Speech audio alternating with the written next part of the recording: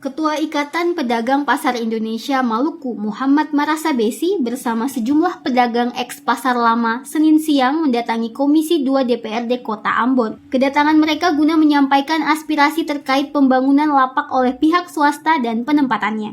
Dan beta sudah berkoordinasi dengan DPRD Kota, salah satunya anggota Dewan, bahwa tidak pernah ada pembahasan di DPR.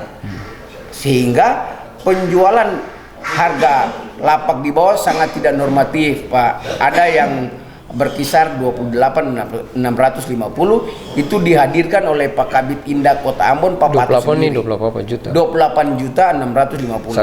Satu lapak. Itu disaksikan oleh Kabid Indah sendiri, namanya Pak Pato. Dan dibenarkan dari dia bahwa dia menjadi saksi. Sehingga beta menekankan dan beta minta kepada Bapak Pejabat Wali Kota Ambon segera mengusut tuntas, menjelaskan terkait masalah penjualan ataupun proses perdagangan lapak. Sementara itu, anggota Komisi 2 DPRD Kota Ambon, Jemi Maatita, kepada TVRI menjelaskan, kedatangan IKAPI ke Komisi 2 dalam rangka menyampaikan keberatannya terhadap pemanfaatan lapak eks Pasar Lama Kota Ambon. Mereka yang mendatangi Komisi 2 DPRD Kota Ambon merupakan para pedagang lama yang dulunya berjualan di eks Pasar Lama.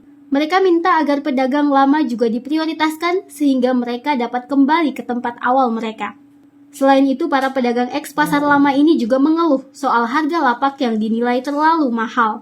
Setelah menerima masukan atau laporan mereka, kami yang sebagai anggota komisi akan menyampaikan kepada ketua komisi untuk kemudian dijadwalkan pemanggilan kepada baik kontraktornya maupun juga dinas perdagangan dan pelapor tadi supaya bisa dikonfrontir.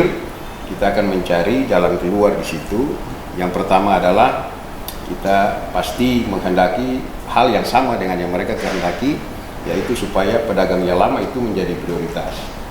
Lebih jauh, Maatita mengatakan Komisi 2 DPRD Kota Ambon dalam waktu dekat akan menjadwalkan pemanggilan baik terhadap kontraktor maupun dinas perdagangan dan pedagang untuk dilakukan konfrontir guna mencari solusi terbaik bagi semua pihak. Ongen Limba, Junaidi Asril melaporkan.